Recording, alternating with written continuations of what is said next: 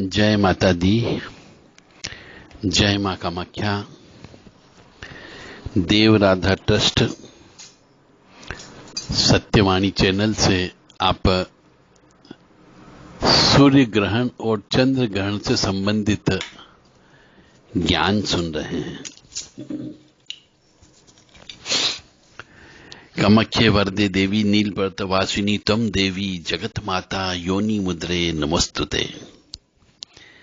ग्रहण में करें और क्या न करें। सूर्य ग्रहण के दौरान भगवान सूर्य का जाप करना चाहिए। सूर्यनारायण भगवान का मंत्र करीब करीब सभी को मालूम है, पर फिर भी बहुत से लोग ज्यादा पढ़ लिख गए, कॉन्वेंट एजुकेटेड हो गए, इंग्लिश मीडियम से पढ़ लिए हैं, तो उनने कभी ग्रहों के मंत्रों के बारे में सोचा ही नहीं, तो वो तो सूर्य ग्रहण को भी नहीं मानेंगे और न चंद्र ग्रहण को मानेंगे। और जिन जिन मनुष्यों का सूर्य ग्रहण के दौरान यदि सूर्य खराब है पहले से ही लग्न चार्ट के अनुसार, तो उन मनुष्यों के ऊपर इस ग्रहण का बहुत प्रभाव पड़ेगा। पिता से झगड़ा होना, सरकार से परेशानी होना, सर्विस नहीं लगना, कोर्ट कचहरी होना, ऐसी समस्या उत्पन्न हो सकती है। तो खैर कोई बात नहीं।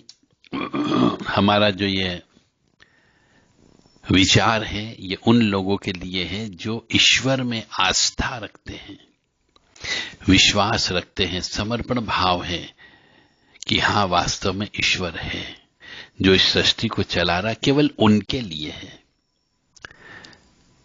चाहे करोड़ों लोगों में सिर्फ 200-300 व्यक्ति ने भी यदि सुन लिया तो हमने अपना काम कर दिया, हम ये मान के चलेंगे। हमारा धर्म है आपको ज्ञान देना। तो ग्रहण में, सूर्य ग्रहण के दौरान भगवान सूर्य का जप करना चाहिए। ओम ह्रीम घृणी सूर्य आदित्य श्रीम ओम, ये तंत्रात्मक मंत्र है। ओम ह्राम ह्रीम रोम सह सूर्याय नमः, ये ओम घृणी सूर्य आदित्याय नमः। कोई भी मंत्र आप बोल सकते हो। आदित्याय विद्महे दिवाकराय धीमहि तन्नो सूर्य प्रचोदयात्, ये मंत्र भी बोल सकते हैं। इसे सूर्य ग्रहण 2.5-3 घंटे से ज्यादा का नहीं है, तो उस दौरान जितने हो जाए उतने जप आपको करना है। चंद्र ग्रहण भी आने वाला है और सूर्य ग्रहण भी आने वाला है, तो सूर्य ग्रहण और चंद्र ग्रहण के समय पे संयमित जीवन व्यतीत करके, संयम रख के जप करना चाहिए, ध्यान करना चाहिए। इससे कई गुना फल की प्राप्ति होती है। अब बहुत से मनुष्य कहते हैं साहब सूर्य ग्रहण चंद्र ग्रहण के समय में मंत्र सिद्धि होती है। मंत्र सिद्धि नहीं होती है। सूर्य ग्रहण चंद्र ग्रहण के समय पे जो पूजा पाठ जप तप करते हैं उसके समय पे पुण्य कई गुना बढ़ जाता है बस। और जो मनुष्य, जो साधक होते हैं, वो ग्रहण के दिन, पूरे ग्रहण के दिन उपवास रखते हैं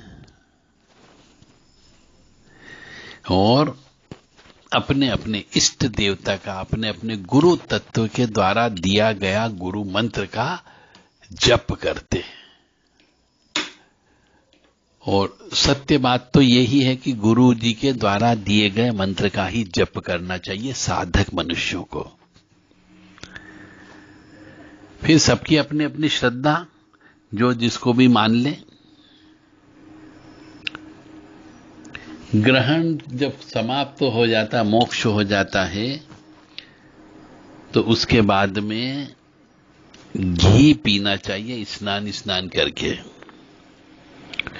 ऐसा करने से स्मरण शक्ति बढ़ती है, बोलने की वाक शक्ति बढ़ती है।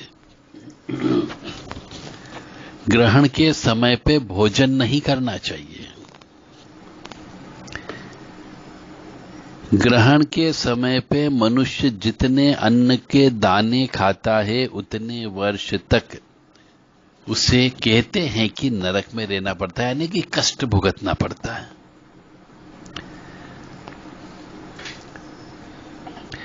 ऐसा कहा जाता है कि सूर्य ग्रहण में 4 प्रहर यानी 12 घंटे पहले सूतक लग जाता है, और चंद्र ग्रहण में 3 प्रहर पहले 9 यानी कि 9 घंटे पहले सूतक लग जाता है। तो हमारे यहाँ नियम यह है कि सूतक में भोजन नहीं करते हैं। केवल बुढ़े लोग, वृद्ध व्यक्ति, बालक और रोगी, इनके लिए भी नियम बताएं कि 4.5 घंटे पूर्व तक ये खा सकते हैं। ग्रहण के दौरान तो इनको भी नहीं खाना चाहिए। भोजन बिल्कुल भी नहीं करना चाहिए। ग्रहण के दौरान जल भी नहीं पीते हैं। और आप सब लोगों ने तुलसी पहले से तोड़ के रख ली होगी, क्योंकि 11 के दिन तुलसी नहीं तोड़ी जाती है, अमावस्या के दिन तुलसी नहीं तोड़ी जाती है, और धनतेरस के दिन तुलसी नहीं तोड़ी जाती है, क्योंकि रविवार का दिन भी आ जाएगा। तो रविवार को भी तुलसी जी नहीं तोड़ते हैं, ऐसा शास्त्र कहता है। इसलिए जिन दिन ने तुलसी केवल 20 तारीख को तोड़ ली हो, वही 20 तारीख को टूटी हुई तुलसी ही सब जगह 5-6 दिन आप काम में ले सकते हो। तो तुलसी की पत्तियां डाल देते हैं, कुछ डाल देना चाहिए, अन्यथा तो उससे ग्रहण का दोष उस खाने पे नहीं लगता है। और यदि आपके पास खाना बच गया हो उस दिन, एक दिन पहले का, तो उस पके हुए अन्न को त्याग देना चाहिए। गाय को, कुत्ते को डाल करके नया फ्रेश भोजन बनाना है। तो जब ग्रहण समाप्त हो जाए तो उसके बाद नहा धो करके, घर की साफ सफाई करके, किचन की भी धुलाई करके भोजन पकाना चाहिए। इससे ग्रहण का दोष नहीं लगेगा। तो सब जगह सूर्य अस्त जैसे ही होगा उसके बाद में स्नान करना है, दीपक लगाना है, भगवान के सामने पूजन अर्चन करना है, और उसके बाद में भोजन तैयार करना है। यानी कि 25 तारीख की शाम को 6 बजे के बाद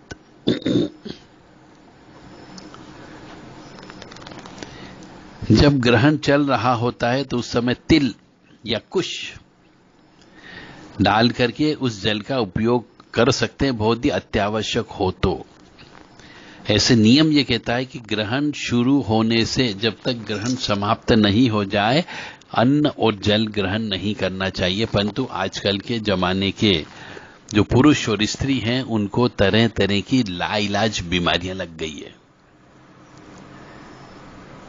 अब जो बीमारियां लग गई, जैसे शुगर है तो खाना ही खाना है, नहीं खाएंगे तो मर जाएंगे। तो चाहे ग्रहण चल रहा हो या ग्रहण का सूतक लग गया हो, तो भी उन शुगर वाले मनुष्यों को भोजन करना पड़ता है। इसी प्रकार से ब्लड प्रेशर वाले हैं, किडनी वाले हैं, हॉस्पिटल में जो एडमिट हैं, उन सब लोगों को तो भोजन करना ही पड़ेगा, तभी तो गोली दवाई लगेगी उनको। इसलिए बीमार व्यक्तियों के लिए नियम लागू नहीं होते हैं, क्योंकि वो तो ऑलरेडी पहले से ही भगवान की सजा भुगत रहा है बीमार होकर के। तो ग्रहण के स्पर्श के समय स्नान, मध्य के समय होम और देव पूजन तथा श्राद्ध तथा अंत में वस्त्र सहित स्नान करना चाहिए। जैसे ग्रहण का स्पर्श हुआ, आपको स्नान करके ही जप तप करना है, और जब बीच का समय रहता है ग्रहण काल का, उस समय हवन करना चाहिए, और देव पूजन भी कर सकते हैं, श्राद्ध भी कर सकते हैं, और अंत में सबसे आखिरी में जब ग्रहण समाप्त होने वाला होता है हो जाए उसके बाद में समस्त वस्त्रों सहित जो नमने वस्त्र पहन करके ग्रहण काल को पास किया, उस वस्त्रों सहित स्नान करके फिर पूजन अर्चन करना चाहिए। और स्त्रियों को सिर धोए बिना भी स्नान कर सकती है स्त्रियां। तो पूरा ग्रहण होने पर सूर्य या चंद्र जिसका ग्रहण हो उसका शुद्ध बिंब देख करके ही भोजन करना चाहिए। परंतु चूंकि ये वाला नियम लागू नहीं हो सकता, क्योंकि 5:30-6 बजे सूर्य अस्त हो जाता है, उसके बाद सूर्य को हम देख नहीं सकते।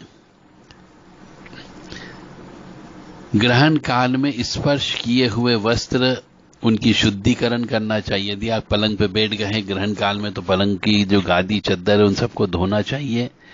मतलब ग्रहण काल में आपने जो कपड़े पहन रखे थे उनको भी धुलाई करना चाहिए। ग्रहण काल में जिस जिस जगह आपने हाथ लगा दिया कपड़ों पर, उन सबको धोना चाहिए, शुद्धिकरण करना चाहिए। और मनुष्य को भी, चाहे स्त्री हो या पुरुष हो, कपड़े सहित, सभी कपड़े सहित स्नान करना चाहिए, जिससे ग्रहण का दोष खत्म होता है। ग्रहण के स्नान में कोई मंत्र नहीं बोलना चाहिए।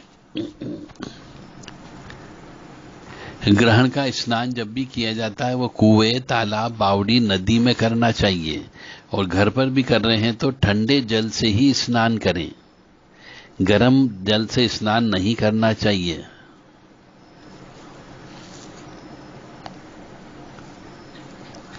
और जल भी ऐसा हो जो जमीन से भरा हुआ हो या बहता हुआ जल हो, उसमें स्नान करना चाहिए। तालाब में कर सकते हैं, नदी में कर सकते हैं, गंगा जी में कर सकते हैं, और गंगा जी से भी ऊपर समुद्र में भी इस ग्रहण के बाद में स्नान किया जा सकता है और पवित्र हो सकते हैं। इन सब में जो है पुण्य की प्राप्ति होती है।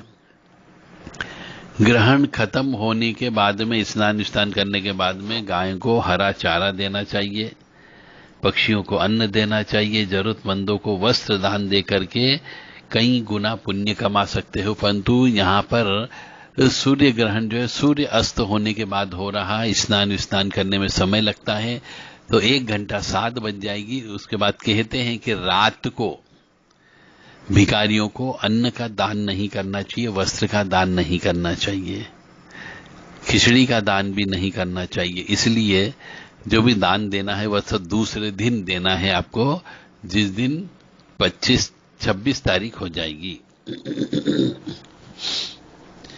ग्रहण के दिन पत्ते, तिनके, लकड़ी और फूल ये सब कुछ भी नहीं तोड़ते हैं। बाल तथा वस्त्र भी नहीं निचोड़ने चाहिए। और इवन यहां तक ये भी कहा गया है कि ग्रहण के समय, ग्रहण के दिन मंजन भी नहीं करना चाहिए, क्योंकि खाना ही नहीं है आपको। ग्रहण के समय ताला नहीं खोलते हैं, सोते नहीं, स्लीपिंग नहीं करते, निद्रा नहीं लेते ग्रहण के समय पे। ऐसा भी कहा गया कि ग्रहण के समय पे मल और मूत्र का त्याग नहीं करना चाहिए, ग्रहण के समय पे मैथुन नहीं करना चाहिए, ग्रहण के समय पे भोजन नहीं करना चाहिए। ये सब कार्य वर्जित है। ग्रहण के समय कोई भी शुभ व नया कार्य शुरू नहीं करना चाहिए। ग्रहण के दिन, इवन ग्रहण के, सूर्य ग्रहण के सूतक जो 24 घंटे पहले से हो जाता है, विवाह भी नहीं करना चाहिए, मांगलिक कार्यक्रम नहीं करना चाहिए, गृह प्रवेश नहीं करना चाहिए। और जिन जिन मनुष्यों को प्रैक्टिकल करना हो कि करने से क्या होगा, तो करके देख लो कि जिंदगी में क्या होता है, तो आपको पता लगेगा कि हमारे बड़े बुजुर्ग जो नियम बना के गए हैं वो नियम कहां तक सच्चे हैं और कितने झूठे हैं, ये भी पता लग जाएगा। तो आप चाहे तो विवाह करिए, आप चाहे तो गृह प्रवेश करिए, और प्रैक्टिकल अनुभव लेकर के फिर सबको बताइएगा कि हमने ग्रहण के दिन विवाह किया था तो हमारी जिंदगी में क्या क्या हुआ। ग्रहण के समय पे सोते हैं यदि तो रोग की उत्पत्ति होती है, इसलिए सोना नहीं चाहिए। यदि हम पेशाब करने के लिए जाते हैं ग्रहण के समय पे, तो उससे हमें जो है दरिद्रता आती है। और यदि हम मल त्यागने के लिए जाते हैं तो कीड़ा पड़ने की संभावना ज्यादा होती है शरीर में, और स्त्री प्रसंग करने से, सुअर और उबटन लगाने से व्यक्ति कोढ़ी होता है। गर्भवती महिला को ग्रहण के समय विशेष सावधानी की आवश्यकता होती है।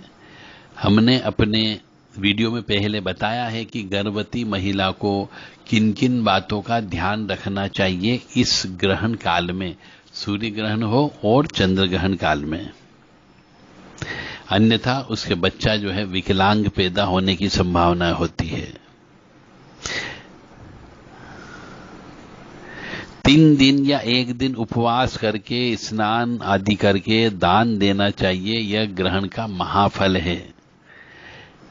किंतु संतान युक्त गृहस्थ को ग्रहण और संक्रांति के दिन उपवास नहीं करना चाहिए, यह भी शास्त्र कहता है। तो इस बात का भी ध्यान रखें कि संतान जिसके हो, लड़का जिसके उत्पन्न हो गया हो, उसको ग्रहण और संक्रांति जब भी होती है उसका उपवास नहीं करना चाहिए।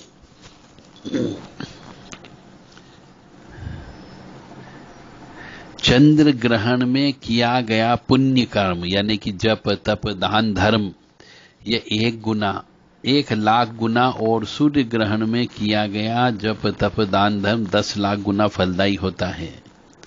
यदि गंगा जल पास में हो तो चंद्र ग्रहण में 1 करोड़ गुना, और सूर्य ग्रहण में यदि गंगा जल पास में हो तो 10 करोड़ गुना फलदायी होता है। इसलिए गंगा जी के किनारे बैठ करके जप तप हवन दान धर्म करना चाहिए, तो ये आपको अक्षय पुण्य की प्राप्ति होती है। ग्रहण के समय गुरु मंत्र, इष्ट देवता का मंत्र या भगवान का नाम अवश्य जप करना चाहिए। यदि आप मंत्रों का जप नहीं करते हो तो मलिनता प्राप्त होती है, इसलिए मंत्रों का जप करना चाहिए। ग्रहण के समय पर दूसरों का अन्न खाने से 12 वर्षों का एकत्रित किया हुआ पुण्य नष्ट हो जाता है, ऐसा स्कंद पुराण कहता है। इसलिए ग्रहण के दिन या ग्रहण समाप्त होने के बाद में दूसरों के घर का भोजन नहीं करना है, अन्यथा आपके पुण्य नष्ट होने की संभावना बढ़ जाएगी। भूकंप एवं ग्रहण के अवसर पर ऐसा कहा जाता है कि पृथ्वी को खोदना नहीं चाहिए। ये देवी भागवत महापुराण में लिखा हुआ है कि भूकंप एवं ग्रहण के समय पर पृथ्वी को खोदना नहीं चाहिए। और अस्त के समय सूर्य और चंद्रमा को रोग भय के कारण नहीं देखना चाहिए, यानी सूर्य अस्त होता रहे और चंद्रमा भी अस्त होता रहे तो उस देखने से रोग लगने की संभावना होती है। इसलिए मेरे हिसाब से तो सूर्य ग्रहण और चंद्र ग्रहण को देखना भी नहीं चाहिए। तो ये चीजें, बहुत सारी चीजें आपको ध्यान में रखना है। और ग्रहण काल में तंत्र विद्या अवश्य होती है। बहुत से मनुष्यों के शत्रु होते हैं, पड़ोसी भी शत्रु हो सकता है, भाई भी शत्रु हो सकता है, कोई रिश्तेदार भी शत्रु हो सकता है जो आपको परेशान कर सकते हैं। तो तंत्र विद्या में सूर्य ग्रहण के समय पे जो तंत्र विद्या की जाती है वह सूर्य ग्रहण के समय पे ही कटती है, अन्य दिन नहीं काटी जा सकती। तो इस बात का भी ध्यान रखें कि कहीं से भी आपके घर में कोई भी बाहरी वस्तु नहीं आना चाहिए, अन्यथा ग्रहण के दौरान किया गया टोना टोटका आपके घर में आ सकता है और नुकसान पहुंचा सकते हैं। किसी और व्यक्ति के द्वारा लाया गया मिठाई आपको बिल्कुल भी ग्रहण नहीं करना है, क्योंकि जैसे दुकान पे जो मिठाई मिलेगी तो ग्रहण के दौरान बनी हुई मिठाई भी अगले दिन या दूसरे दिन बिकेगी। इसलिए आपको दुकान से मिठाइयां भी नहीं खरीदना है, क्योंकि दिवाली के दिन की बची हुई मिठाइयां, वह 24 तारीख की बनी हुई मिठाइयां 25 तारीख को ग्रहण के दिन वो बिकेगी। तो आपको होटल में खाना खाने भी नहीं जाना है, क्योंकि सूतक लग जाएगा 12 घंटे पहले। तो आपसे विनम्र निवेदन है कि सूर्य ग्रहण के दौरान किसी भी 25 तारीख को आपको होटल में खाना खाने नहीं जाना है, और 24 तारीख को ही जो भी घर पे बनाया हुआ भोजन ही ग्रहण करें, बाहर का भोजन नहीं खाना है। 25 तारीख को ग्रहण होने की वजह से दुकानों पर बना हुआ सब मिठाई इत्यादि सब भोजन सब खराब हो जाएगा, उसको खाने से बीमारियां लग सकती है आपको। इसलिए आपको 25 तारीख के दिन का बना हुआ कोई भी चीज होटल का नहीं खाना पीना है, इस बात का ध्यान रखें, अन्यथा तंत्र हो सकता है। बहुत से मनुष्य आपको बाद में भी सूर्य ग्रहण के बाद यदि मिठाई लाके खिलाते हैं तो आपको बिल्कुल भी नहीं खाना है। सेब फल वो भी ला करके खिला सकते हैं, भभूत डाल सकते हैं, कोई और अन्य सामान जो खिलाई पिलाई के माध्यम से भी तंत्र विद्या होती है। और सबसे ज्यादा तंत्र विद्या इस सूर्य ग्रहण और अमावस्या होने की वजह से होगी। अब इसके बचत करने का तरीका यह है कि एक तो आपको खिलाई पिलाई पे ध्यान रखना है, दूसरे के घर का भोजन बिल्कुल भी नहीं खाना पीना है। दिवाली का समय है तो बहुत से घरों में एक घर से दूसरे घर में मिठाई, नमकीन, भजिया, पुपड़ी, ये सब चीज का आदान प्रदान होता है। तो ये सब चीजें दूषित चीजें हो सकती है, क्योंकि किसी व्यक्ति ने उनके अंदर तुलसी दल डाला हो, किसी ने तुलसी दल नहीं भी डाला हो। तो ये सब चीज खिलाई पिलाई के माध्यम से आप बीमार हो सकते हो। कोई तंत्रात्मक आइटम उसमें डाल करके आपके यहाँ पे भेजी जा सकती है, जिससे आपके ऊपर तंत्र विद्या हो सकती है। तो आपको किसी के घर का कोई भी चीज, मिठाई आती हो या कोई अन्य सामान भी आता हो, तो उसे बिल्कुल भी ग्रहण नहीं करना है। गाय को, कुत्ते को खिला देना है, क्योंकि तंत्र हो सकता है। क्योंकि इस समय पे किया गया तंत्र बहुत खतरनाक होता है। तो सूर्य ग्रहण पे तंत्र से बचने के लिए एक तो दूसरों के घर का खाना पीना बिल्कुल भी नहीं खाना पीना, कुछ भी चीज आती है तो नहीं खाना, क्योंकि वह सब दूषित होगी। अपने घर के चारों तरफ आपको पीली सरसों छिड़कना है। अपने घर के चारों कोनों पर, ऊपर छत के ऊपर जो भी चार कोने होते हैं, चारों दिशाओं के, उन चारों दिशाओं के कोने पर एक एक हरा नींबू किसी मिट्टी के दीपक में रख दें, ताकि उस घर की रक्षा हो सके। घर के जो भी दरवाजे होते हैं, मुख्य दरवाजा या सेकंड दरवाजा भी होता है बहुत सी जगह, उन जगह आपको एक दिन पहले तोड़े हुए नीम के पत्ते की डगाल वहां पे लगा दीजिए, क्योंकि ग्रहण काल में नीम के पत्ते, अशोक के पत्ते कुछ भी नहीं तोड़ना है, तो पहले से तोड़ करके रख लें। और वो जो है घर के मुख्य दरवाजे पर रस्सी से बांध देना चाहिए। नींबू की माला घर के मुख्य दरवाजे पर लगा देना चाहिए, जिससे तंत्र विद्या से बचत हो सकती है।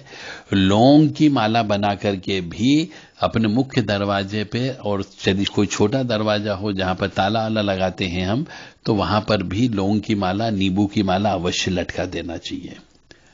यह सब कार्य आपको 24 तारीख को ही करना है, क्योंकि 25 को तो सूतक चालू हो जाएगा।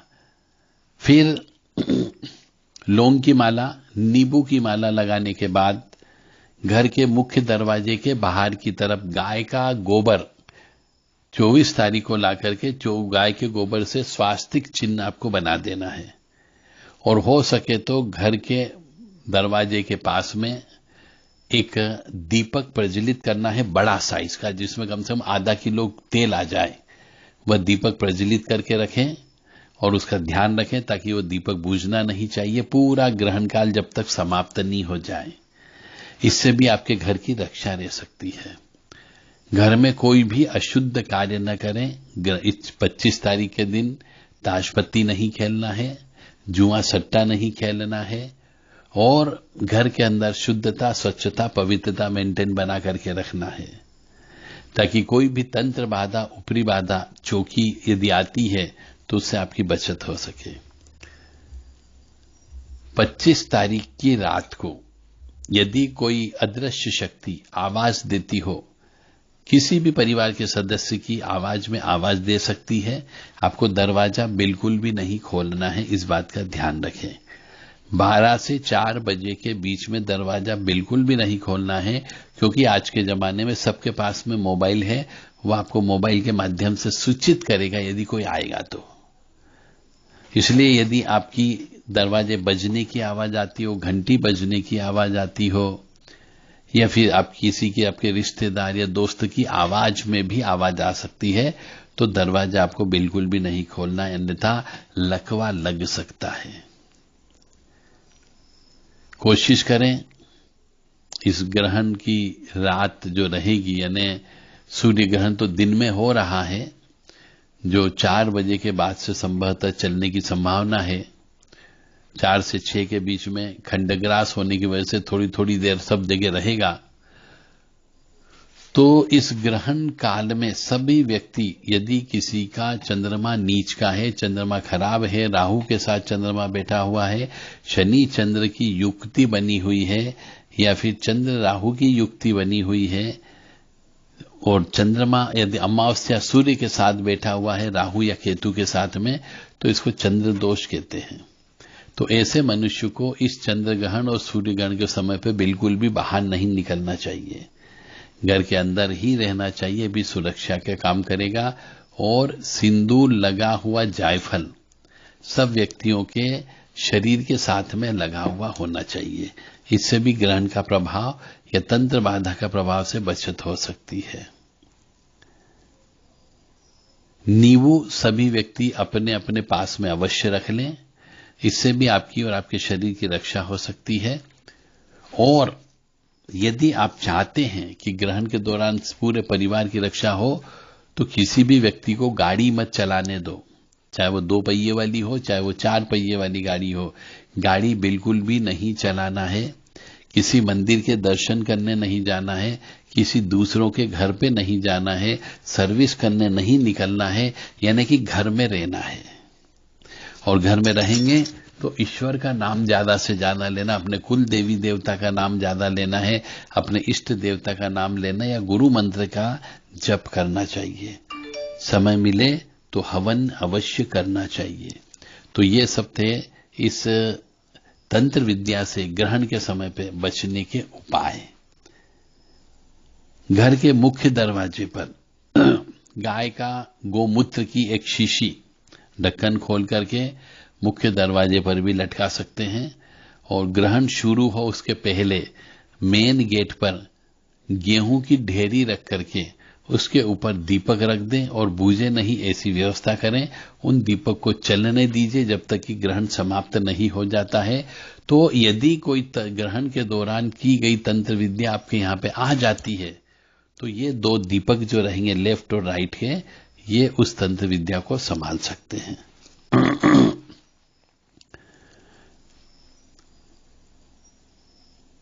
जय माता दी, जय मां कामाख्या। तो इस प्रकार से तंत्र सूर्य ग्रहण हो या चंद्र ग्रहण हो, इनसे इस समय पे जो तंत्र विद्या होती है उससे बचने के ये तरीके हैं। जय माता दी, जय मां कामाख्या।